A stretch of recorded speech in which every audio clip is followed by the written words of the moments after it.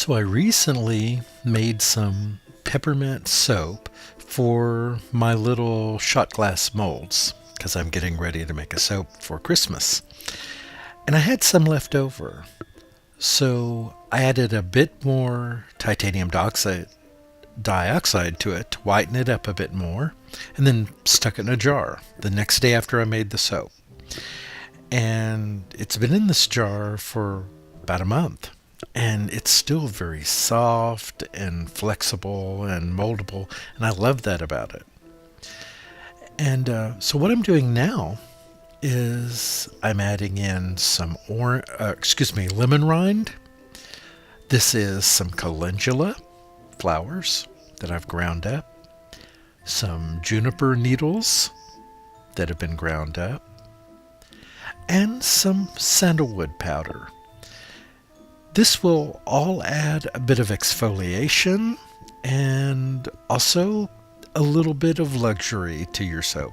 The sandalwood adds a really nice scent to the soap along with the juniper and the peppermint that's already in the soap. And basically, I'm just mixing this all up.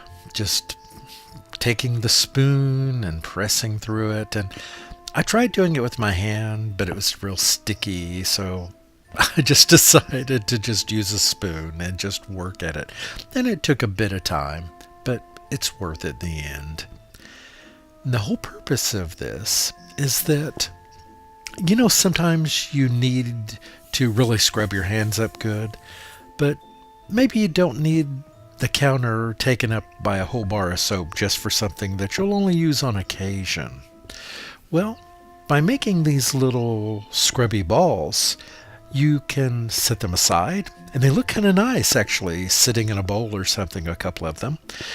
And when your hands get especially grimy, you can grab one of these little balls and roll it around in your hands under some water and get nice and scrubby clean, rinse it off, and put it back in the bowl. And I like that about them. And I leave them in my guest bathroom, actually. I never have guests, but that's where they are. And so whenever I come in from outside or something, and I have bars of soap that are exfoliating, but something like this is just a lot of fun, very easy to do. So anyway, I spread out some arrowroot there just to help make them less sticky on my hands, and I didn't want them sticking to the table. That was the whole purpose of that. And I'm just pulling them off and just rolling them into balls. That's all there is to it. This isn't very complicated. And I love making this kind of soap dough. It's really such an easy thing to do. I mean, basically you make soap, make a little extra, put it in a baggie or put it in a jar, and you've got something like this that you can work with.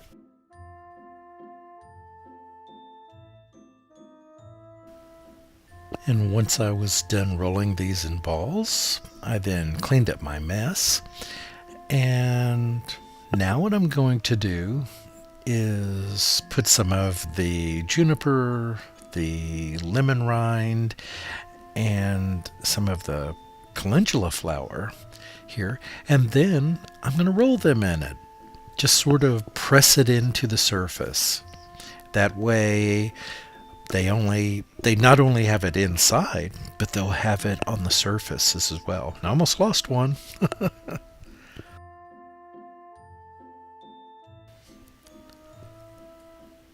You may notice that the bowl that I'm putting these in has an interesting pattern. That is a burl wood bowl that's about 200 years old. That's right. It is one of my few really treasured items. If the house were on fire and I had to run, that would be one of the things I would grab. And I just love it. And so I try to use it.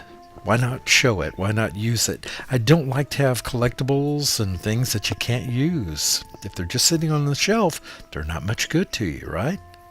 Have a great day, everyone, and a very good soapy morning. I really appreciate you all. Your comments mean the world to me, and nothing means more to me than being able to read your fantastic comments. They really make my day. So I'll talk to you all soon. Have a great one. Goodbye.